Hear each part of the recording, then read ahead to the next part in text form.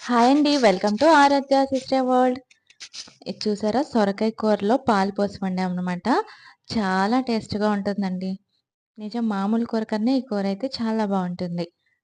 నేను before marriage అయితే సొరకాయ అసలు తినేదాన్ని కాదు. ఇంక అత్తయ్య వాళ్ళ ఇంట్లో సొరకాయ అయితే తింటారు. ఇంక నేను కూడా అలవాటు చేసుకున్నాననమాట.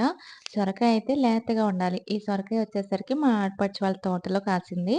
నేను నా అత్తయ్య వెళ్తే తీసుకొచ్చారనమాట. ఇంకా వండమంటే ఇంక వండుతున్నాను. చూడండి ఎంత లేతగా ఉందో ఇలా చాకు పెట్టంగానే దిగిపోయిందనమాట. ఈ కూరకొచ్చేసరికి సొరకాయ పాలకూరకి లేతగా ఉంటేనే బావుంటుందనమాట సొరకాయ. ఎలా చేయాలో చూసేద్దామా కూరైతే. సొరకాయనైతే చిన్న చిన్న ముక్కలుగా కోసుకోవాలనమాట. అలాగే ఉల్లిపాయ ముక్కలు, అలాగే పచ్చిమిరపకాయలు కోసుకోవాలి. ఇప్పుడైతే కడాయిలో 2 గరిటెల నూనె తీసుకొని ఫస్ట్ అయితే ఉల్లిపాయలేసేద్దాం. అలాగే పచ్చిమిరపకాయలు కూడా వేశాక అయి మగ్గిన తర్వాత కొంచెం అల్లం వెల్లుల్లి పేస్ట్ అయితే వేసుకుందాం.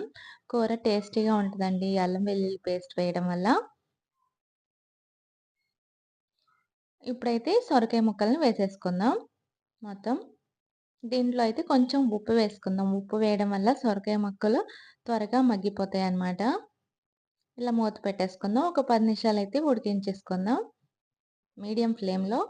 చూసారా చాలా వరకైతే మగ్గిపోయిందనమాట సొరకాయ. ఇప్పుడైతే మనకు కావాల్సిన కారం, అలాగే పసుపు అయితే వేసేసుకొని ఒకసారైతే ఇలా తిప్పుకొని మళ్ళీ ఒక 5 నిమిషాలైతే ఉడికిచ్చేసుకుందాం. కొంచెం వాటర్ పోసుకుందామండి. ఆల్రెడీ దాంట్లో వాటర్ ఉంటాయి కదా! సొరకాయలో కొంచెం వాటర్ పోసుకుంటే సరిపోతుందనమాట.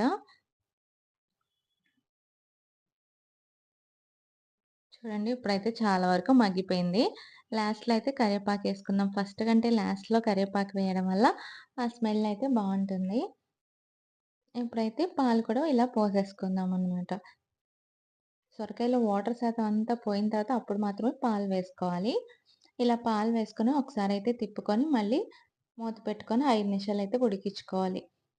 ఇదిగోండి చాలా దగ్గర పడితేనే ఈ కూరైతే టేస్టీగా ఉంటుందనమాట.